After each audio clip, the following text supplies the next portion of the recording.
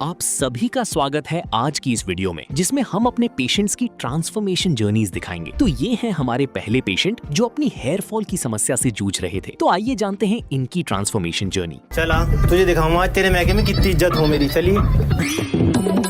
अरे मेरी फुप्पो भाड़ू जंगली चला जा रहा है, मुंह पे को है। तो hello guys, this is Irfan dreamer और मैं आ चुका हूँ QST क्लिनिक पर। अभी देख सकते हैं आप मेरी हेयर की कंडीशन। तो चलिए मिलते हैं अंदर, देखते हैं आगे का प्रोसीजर क्या है।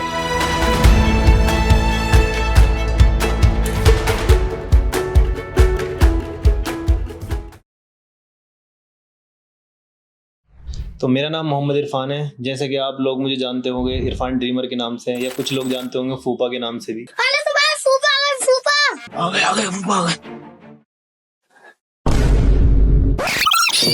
नहीं देख रही है, मानने की प्लानिंग चल रही थी अभी मेरी। चुप जा भाड़ू, बदनाम कर दिया मेरे भतीजों को तू है। तो मैं एक कंटेंट क्रिएटर हूँ, जैसे कि आप देख ही सकते हैं। मैं आज आया हूँ QST क्लिनिक। आप देख सकते हैं मेरी हेयर लाइन की कंडीशन इस समय। तो आज हम आए हैं इसका ट्रीटमेंट कराने के लिए। मैंने नोटिस किया था लगभग ये 3-4 साल पहले, जब मैं प्रोफेशनल नेशनल क्रिकेटर भी हूँ, तो मैं क्रिकेट खेलता था। तब ज़्यादातर मोस्टली तब हुआ जब मैं दिल्ली में था, क्योंकि वहाँ का पानी चेंज है। तो मैंने महसूस किया मेरी हेयर लाइन पीछे जाने लगी है। फिर जैसे नॉर्मली सबको टेंशन होती है, मुझे भी टेंशन होने लगी।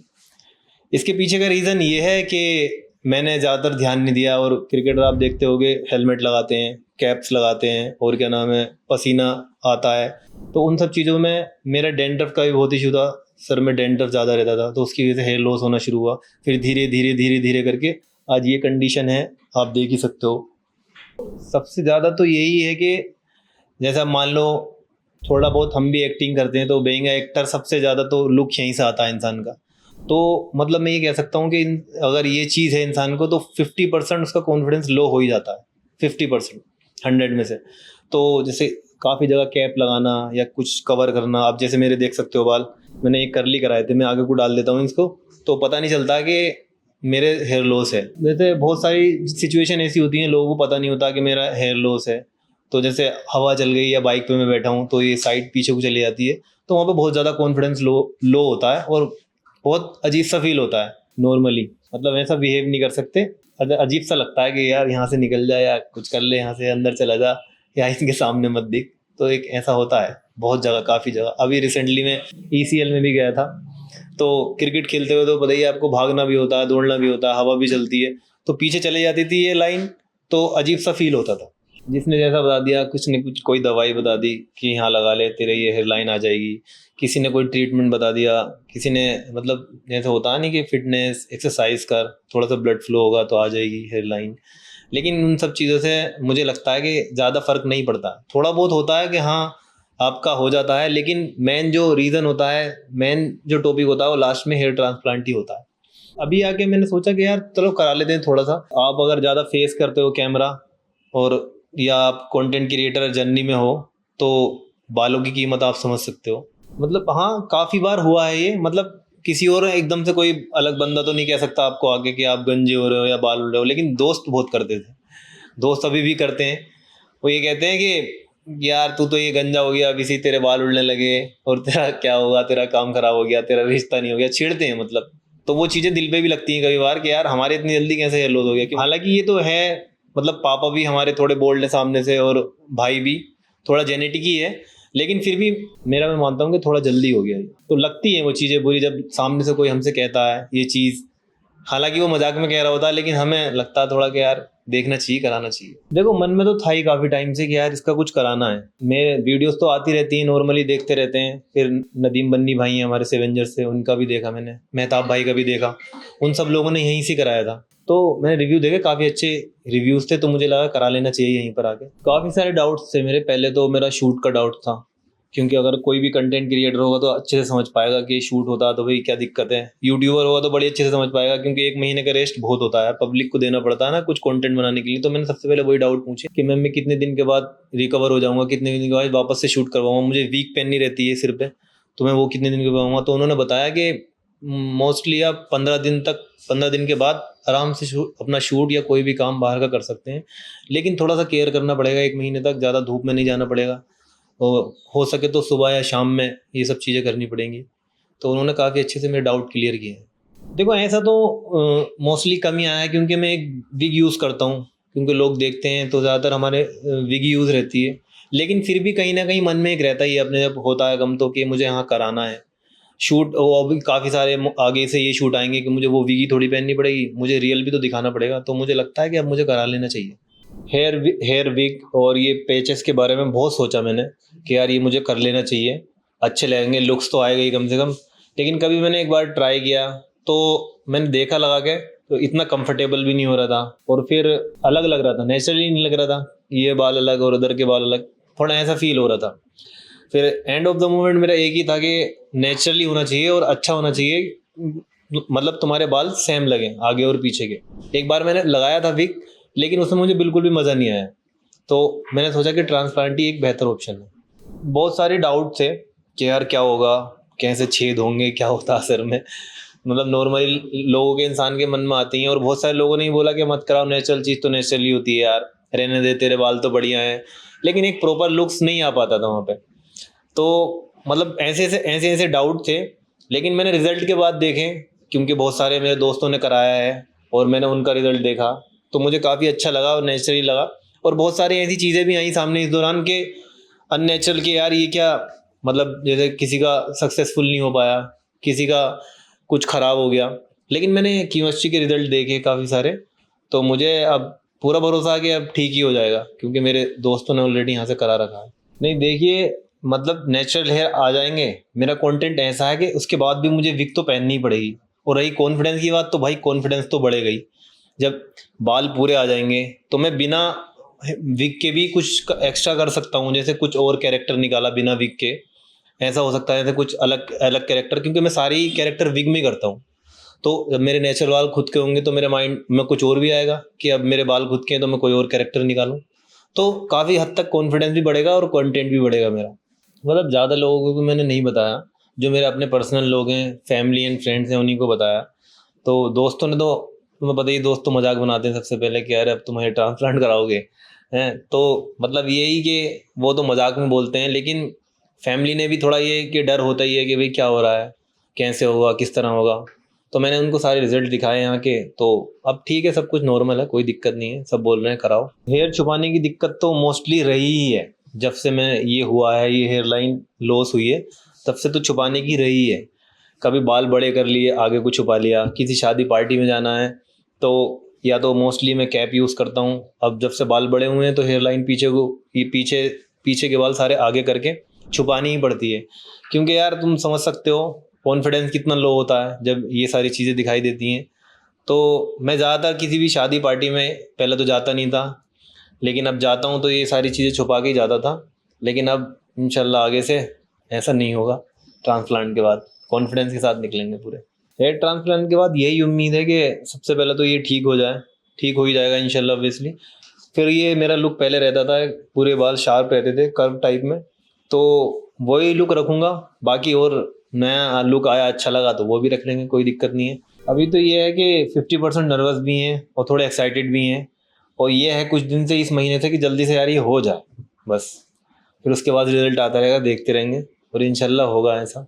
तो अब मुझे जाना है अपनी हेयर लाइन प्रोसीजर के लिए, तो ये प्रोसीजर के लिए अब हम यहाँ से निकलेंगे।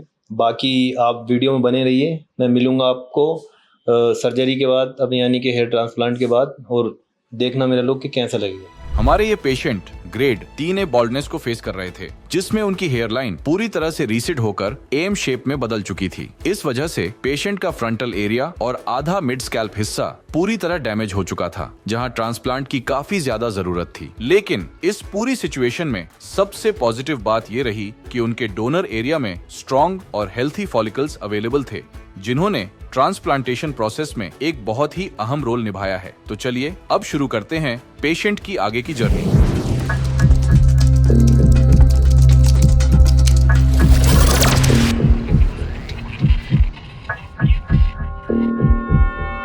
यहाँ पर मेरी सर्जरी हो रही है लगभग सुबह 9 बजे से, लगभग 7-8 घंटे बीत चुके हैं। काफ़ी अच्छा एक्सपीरियंस है, स्टाफ एंड डॉक्टर काफ़ी फ्रेंडली हैं। पता तो अभी तक नहीं चला है कोई भी पेन का ज़्यादा, थोड़ा बहुत तो होता ही है, लेकिन उसमें भी काफ़ी सारे अच्छे से ट्रीट किया है डॉक्टर साहब ने मुझे। अच्छे से सर्जरी हो रही है, ऑलमोस्ट डन हो चुकी है। अभी बीच में तो मैं सो गया था, मुझे पता भी नहीं चला था। और लगभग 8 घंटे तो हो ही चुके हैं लगभग लेटे लेटे, लेकिन ऐसा कुछ भी नहीं लगा कि बहुत टाइम हो गया। मेरे ड्राफ्ट लगभग 4000 के आसपास ड्राफ्ट लगने थे, 3800 के आसपास लग चुके हैं। बाकी 1-2 घंटे में मेरा ट्रांसप्लांट ऑलमोस्ट कंप्लीट हो जाएगा। मेरा ये ट्रांसप्लांट हो रहा है QST टेक्निक, क्विक टेक्निक से। बीच बीच में मुझे बैच वाइज होता है, बीच बीच में गैप भी मिल रहा है, थोड़ा थोड़ा गैप मिला है और आराम भी दिया गया है। काफ़ी अच्छी तरीके से टेक्निक से ये हो रहा है और पता भी नहीं चलता है। तो मैं ये डिसीजन सोच रहा था मैं पहले कि काफ़ी सही रहेगा या नहीं रहेगा, लेकिन अब मुझे एक्सपीरियंस हो रहा है कि काफ़ी अच्छा है एंड बेटर है, क्योंकि मुझे पता ही नहीं चला। इनकी QST टेक्निक से, क्विक टेक्निक से ऐसा ट्रांसप्लांट हुआ है कि मुझे खुद पता नहीं चला पेन वेन का कि पेन में हो रहा है नहीं हो रहा है। अभी भी देख सकते हैं अपना ट्रांसप्लांट चल रहा है और बड़े ही स्मूथली तरीके से ये हो रहा है, मुझे पता भी नहीं चल पा रहा है।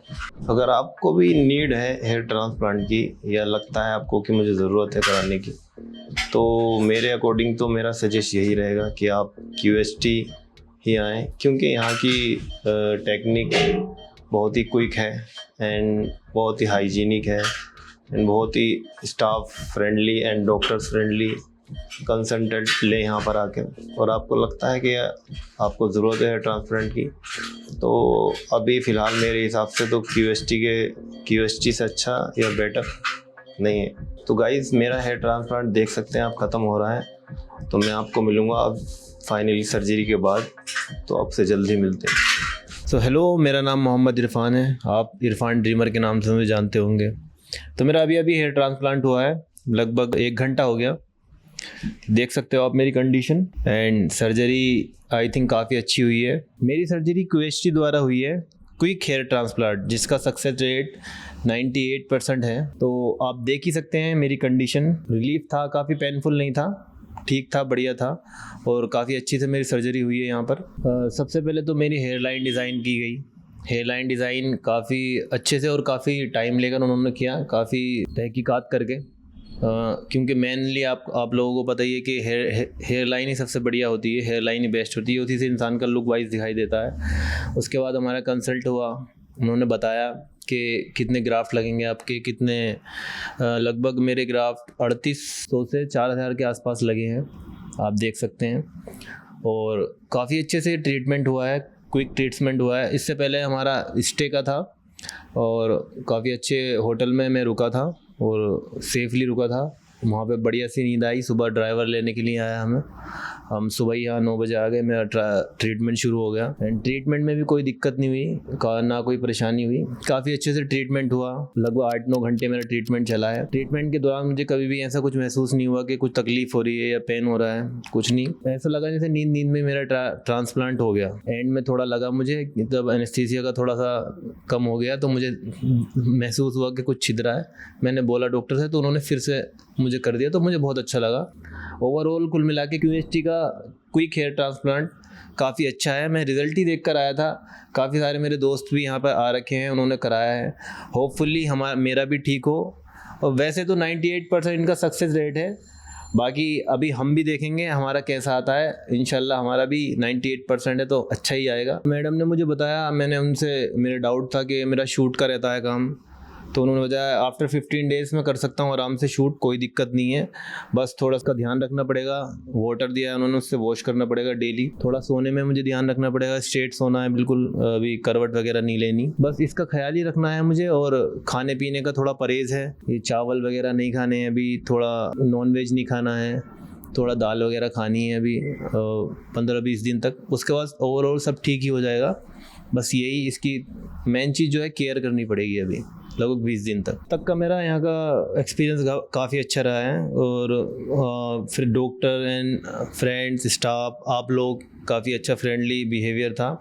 और अभी यहाँ तक का प्रोसीजर मेरा हो गया है, आगे का PRP का प्रोसीजर होगा, वो 1 महीने के बाद, मैम ने बताया 25 डेज़ के बाद होगा। अगर आप लोग भी हेयर लॉस से सफ़र कर रहे हैं या आपके भी हेयर लाइन नहीं है या हेयर लॉस हो चुका है और काफ़ी परेशान है, कॉन्फिडेंस में कमी है, तो मेरा एक्सपीरियंस तो यही है कि आप एक बार QST आकर कंसल्ट ज़रूर करें। आपको यहाँ पूरी सुविधा मिलेगी और पूरी आपका 100% श्योरेंस मिलेगा कि आपके दोबारा से ट्रांसप्लांट के ज़रिए हेयर रिग्रोथ हो जाएंगे। मैं भी आपको अपना ट्रांसप्लांट दिखाऊंगा after 1 month. Thank you. Baldness assessment के बाद हमारे एक्सपर्ट्स ने पेशेंट की स्कैल्प का एक डिटेल्ड ट्राइकोस्कोपी एनालिसिस किया। इसके बाद एक कस्टम शेप्ड हेयरलाइन डिजाइन की गई, जो न सिर्फ फेस स्ट्रक्चर के हिसाब से परफेक्टली बैलेंस थी, बल्कि नेचुरल एजिंग पैटर्न्स को ध्यान में रखते हुए थॉटफुली क्राफ्टेड की गई थी। हेयरलाइन को ग्लबेला पॉइंट से साइंटिफिकली मेजर्ड डिस्टेंस पर मार्क किया गया, जिससे सिमेट्री और प्रोपोर्शन दोनों मेंटेन रहे। इसके साथ ही फ्रंटल जोन और मिड स्कैल्प एरिया को केयरफुली आउटलाइन किया गया, ताकि फाइनल इम्प्लांटेशन एक सीमलेस और नेचुरल फ्लो में पूरा हो पाए। सर्जरी के दौरान सबसे पहले हेयरलाइन जोन में सिंगल और थिन हेयर फॉलिकल्स को इम्प्लांट किया गया। साथ ही फ्रंटल और हाफ मिड स्कैल्प एरियाज में डेंसिटी बढ़ाने के लिए डबल और ट्रिपल हेयर फॉलिकल्स को स्ट्रेटेजिकली इम्प्लांट किया गया, जिससे वॉल्यूम और कवरेज दोनों में रिमार्केबल इंप्रूवमेंट अचीव हो। इस पूरे केस में टोटल 3900 ग्राफ्ट्स इम्प्लांट किए गए, जिन्हें पेशेंट के सेफ डोनर जोन से केयरफुली एक्सट्रैक्ट किया गया था। अगर आप भी अपने लुक को बॉल्ड से यंग और एनर्जेटिक में ट्रांसफॉर्म करना चाहते हैं, तो अपनी अपॉइंटमेंट बुक करें हमारे एक्सपर्ट टीम के साथ।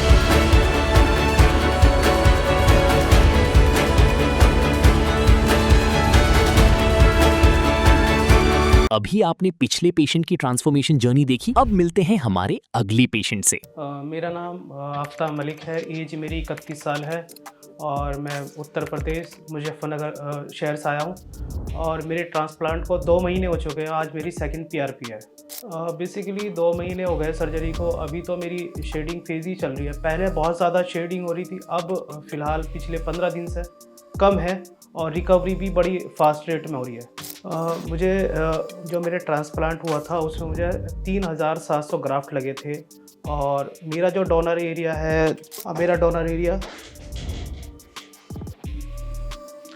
पूरी तरह से हील हो चुका है और अभी तक मुझे भी कोई मेजर साइड इफ़ेक्ट नहीं आए हैं और बढ़िया तरह से रिकवरी हो रही है। बेसिकली ये जो मेरा डिसीज़न था QST क्लिनिक, इससे पहले मैंने काफ़ी बड़े बड़े सेंटर्स पे डिटेल्स मालूम करी, लेकिन वहाँ वो सेटिस्फेक्शन नहीं मिला, ना ही वो संतोषजनक जवाब मिला जो मुझे QST क्लिनिक पे आके यहाँ पे स्टाफ डॉक्टर्स मतलब कि वो अच्छे से सेटिस्फाई कर पाए और मेरा डिसीज़न बेहतरीन रहा यहाँ पे। बालों का होना का मतलब है कि कॉन्फिडेंस अपना दोबारा से पा लेना, क्योंकि क्या है कि जब बाल नहीं होते आदमी कहीं ना कहीं जाता है, उसका कॉन्फिडेंस लेवल गिर जाता है। तो ये बाल जो आ रहे हैं, मेरा कॉन्फिडेंस लेवल बूस्टअप हो रहा है दिन पे दिन, जैसे ये इंक्रीज़ हो रहा है। तो कुल मिलाकर अनुभव अच्छा रहा है अभी तक। पहले मैं उन चीज़ों के लिए जाने से बचता था, ये डर लगता था कि यार कोई मुझे क्या कहेगा, थोड़ा अजीब लगता था, लेकिन अब वो कॉन्फिडेंस आ गया है और अब मतलब कि मुझे बढ़िया खुल के मुझे लगता है कि मैं जी पा रहा हूँ और जा पा रहा हूँ उन चीज़ों पे। और धीरे धीरे जैसे बाल बढ़ेंगे तो और ज़्यादा कॉन्फिडेंस आएगा, तो और चीज़ें मैं आसानी से कर पाऊँगा। पहले मैं भी इस तरह ही सोचता था कि भाई बाल गिर रहे हैं, प्रोडक्ट्स आ रहे हैं मार्केट्स में, बड़े बड़े प्रोडक्ट्स आ रहे हैं, उनकी चीज़ें देखता था कि भाई कहीं ना कहीं वो रिकवर कर देंगे, लेकिन ऐसा पॉसिबल हो नहीं पाया। दिन पे दिन मेरे बाल गिरते गए और कहीं ना कहीं मैं अब इसको पछतावे की तरह देखता हूँ कि पहले मुझे क्यों नहीं पता चल पाया QST क्लिनिक के बारे में। क्योंकि बहुत सारी और एक चीज़ और जो मैं पर्सनली इसमें ऐड करना चाहता हूँ कि मैंने बहुत सारी चीज़ें देखी कहीं और रेट में और सर्विस में ज़मीन आसमान का अंतर है। मैंने दिल्ली नोएडा वहाँ देखा और फिर यहाँ पे अप्लाई किया और पता किया, तो यहाँ में और उसमें रेट में बहुत अंतर है। और सबसे बड़ी चीज़ स्टाफ डॉक्टर बड़े कोऑपरेटिव है और जो ये प्रोसीजर होता है हमारा, मैं ये सोचता था कि बड़ा पेनफुल है, बड़ा दर्द वाला प्रोसीजर है, बड़ा मुश्किल है, लेकिन ऐसा कुछ नहीं है। मतलब बड़ा आसानी से हो जाता है और इस फेज को आप बड़ी जल्दी से रिकवर कर सकते हैं और इस फैसले को जितनी जल्दी लें, अपने बालों को ना जाने दें। उस चीज़ का इंतज़ार ना करें कि भाई मेरे बाल जब पूरी तरह से चले जाए जब ही मैं उस चीज़ को लूँगा। इसको इस तरह ना देखें, इस तरह देखें कि जब बाल चले जाने से पहले ही जब वो शुरू हो जाएं तो इस फैसले को तुरंत लें और QST क्लिनिक पाएँ। ये बेस्ट डिसीजन रहेगा। देखिए मैंने अपना जो अब तक मेरी जिस दिन सर्जरी हुई थी और अब तक मुझे 2 महीने हो चुके हैं और मैंने अपना पूरा एक्सपीरियंस शेयर कर दिया आप लोगों से। और आगे आगे जैसे भी मेरी ग्रोथ होती रहेगी मैं आपको अपडेट देता रहूँगा। और इसके लिए मैं शुक्रगुज़ार हूँ तहे दिल से क्यूएसटी क्लिनिक का कि उसने मुझे ये सब चीज़ें मौका दिया, एक तरह से मेरा कॉन्फिडेंस दोबारा वापस लाने में। Thank you very much.